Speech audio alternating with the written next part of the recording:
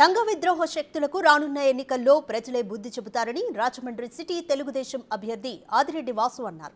రాజమండ్రి సిటీలో బ్లేడ్ బ్యాచ్లను కత్తులు తిప్పేవారిని మార్గాని భరత్ పెంచి పోషిస్తున్నారని ఆరోపించారు. కూటమి అధికారంలోకి వచ్చాక అందరినీ తరిమి కొడతామని హెచ్చరిస్తున్న ఆదిరెడ్డి వాసుతో మా ప్రతినిధి Rajesh face to face. Rajahmundry MP Margani Bharath Ram తనపై చేసిన ఆరోపణలను టీడీపీ ఇన్ఛార్జ్ నగర ఇన్ఛార్జ్ ఆదిరెడ్డి వాసు తిప్పికొట్టారు.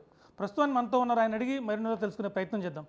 ఏంటి వాసు గారు చెప్పండి, ఆయన నన్ను ఏదైనా ఆరోపణ చేస్తే సాక్ష్యాధారాలతో విమర్శించు, నేను రాజకీయాల్లో తప్పుకుంటాను, నువ్వు చేసిన తప్పులు ఇవ్వు అని చెప్పి ఒక ఫోటో పెట్టి ఆ ఫోటో పక్కన ఒక వ్యక్తిని పెట్టి మీకు ఆయనకి సంబంధం ఉందని చెప్పి మీరు గంజాయి డాన్ అని చెప్పి అంటున్నారు. మీరేం చెప్తారు? ఎన్నిసార్లు తప్పుకుంటాడండి రాజకీయాల నుంచి? పార్లమెంట్లో నాకన్నా బెటర్గా ఒక్కలైనా పెర్ఫామ్ చేసినట్లు చూపించండి, చూపిస్తే తప్పుకుంటానన్నాడు. తనకన్నా బెటర్గా పెర్ఫామ్ చేసిన రామ్మోహన్ రెడ్డి చూపించాను.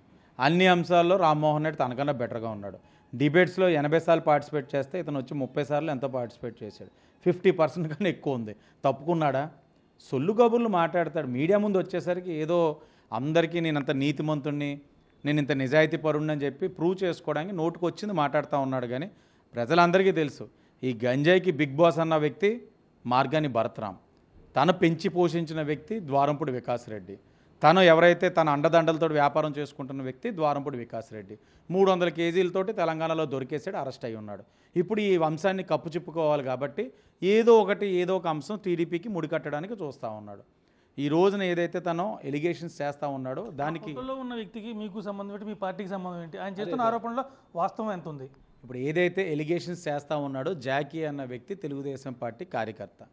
తను అసలు ఆ వ్యవహారంలోకి ఎలా ఇరుక్కున్నాడు అన్నదానికి మూలకారకుడు చోటు. ఈ చోటు అన్న వ్యక్తి భరత్రామ్కి సన్నిహితుడు. భరత్రామ్తో పాటు ఎవరు చందన నాగేశ్వరరావు కూడా అత్యంత సన్నిహితుడు ఈ అబ్బాయి. వీళ్ళతోటే చలామణి అవుతా ఉన్నాడు. చోటు అన్న వ్యక్తి వైఎస్ఆర్సీపీ కార్యకర్త అన్న విషయం ఎవరిని అడిగినా కూడా చెప్తారు. రాజమండ్రిలో ఎవరిని అడిగినా చెప్తారు. అతను తెలుగుదేశం పార్టీలో పనిచేసింది లేదు, ఏమీ లేదు, వైఎస్ఆర్సీపీ నాయకులతోటి ప్రయాణం చేస్తూ ఉంటాడు. చోటు అన్న వ్యక్తి తన యొక్క వ్యక్తిగత కారణాల రీత్యా ఒక వ్యక్తిని ఇబ్బంది పెట్టాలనే ఆలోచనతో తన స్నేహితులైన జాకీని ఇతర ఇంకో 6గురిని ఎంతమందినో ప్రాధేయపడగా వాళ్ళు చోటు మెప్పించడానికి ఒక ప్లాట్ చేసి ఎవరైతే చోటు ప్రేయసరాలు ఉందో వాళ్ళ అన్నయ్య కారులోని వీళ్ళు వెళ్ళి ఒక 3,000 రూపాయల గంజాయిని అక్కడ పెట్టి వీళ్ళే పోలీసులకు ఫోన్ చేసి అతని కారులో గంజాయి ఉందని చెప్పడం జరిగింది. అంటే ఇదంతా మీరు చెప్తున్నారా? అక్కడ ఎఫ్ఐఆర్ కాపీ కానీ తెప్పించారా? ఎఫ్ఐఆర్ కాపీలో ఏముంది? ఎఫ్ఐఆర్ కాపీలో స్పష్టంగా అతని కారులో గంజాయి ఉంది, ఆ గంజాయి ఏమిటా అని చెప్పి ఇన్వెస్టిగేట్ చేస్తే సీసీ ఫుటేజ్లో ఇలాగ వీళ్ళు వచ్చి ఆ కారులోని పెట్టడం చాలా స్పష్టంగా కనబడ్డాదని చెప్పి సాక్షాత్తు జగద్గిరి గుట్ట ఎస్ఐ చెప్పింది. ఆడియో క్లిప్ కూడా మీడియాకి ఇచ్చాం. మళ్ళీ అదే పని మీద మేము కూడా చెప్పలేము, ఎందుకంటే ఇచ్చాం. దాంట్లో స్పష్టంగా ఎస్ఐ చెప్తా ఉన్నాడు, చోటు ప్రేయసరాలు వాళ్ళ అన్నయ్యని ఇబ్బంది పెట్టాలని చెప్పి వీళ్ళందరూ చేశారు. వీళ్ళేమి ఈ గంజాయి వ్యాపారం మార్కెటింగ్ చేసేవాళ్ళు కాదు, అలాగని లేకపోతే ఈ ఇతర వ్యవహారాల్లోని ఉన్నవాళ్ళు కాదు, కేవలం స్నేహితుడి కోసం చేశారు, ఇరుక్కున్నారు అన్నది ఎస్ఐ చెప్పిన అంశం. అంటే చోటు కోసం ఈ ఎఫెన్స్ చేసాడంటారు. అంతే స్నేహితుల కోసం చేశారన్న చాలా స్పష్టంగా ఛార్జ్షీట్లో ఉంది, ఎఫ్ఐఆర్లో కూడా ఉంది.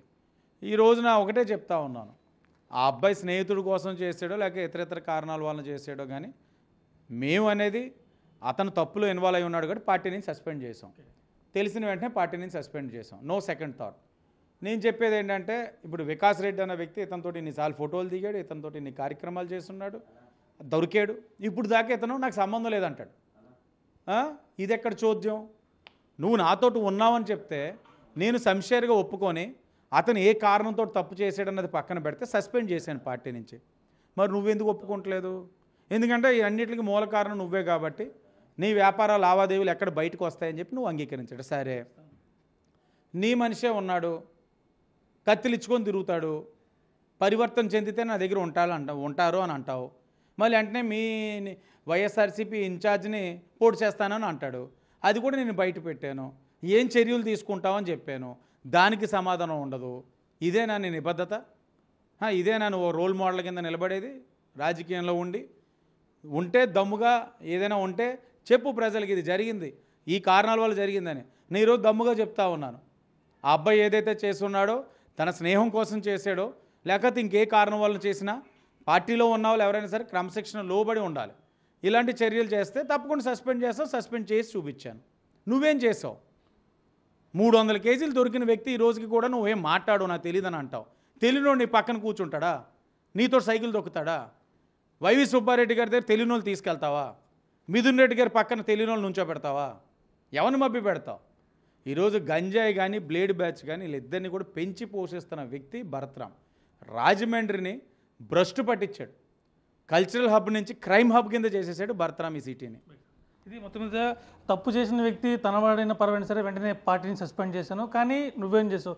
300 కేజీల గంజాయి అయితే దొరికితే ఈ రోజు కూడా నీ వెనకాల తిప్పు తిరుగుతున్నావు. ఇదా నువ్వు చేసింది? రాజమండ్రిని మాత్రం సంస్కృత రాజధానిగా ఉన్న రాజమండ్రిని గంజాయి హబ్గా చేసామని చెప్పి ఆదిరెడ్డి ఘాటుగా రిప్లై ఇచ్చారు. కెమెరామెన్ రవిశంకర్తో రాజేష్, బిగ్ టీవీ, రాజమహేంద్రవరం.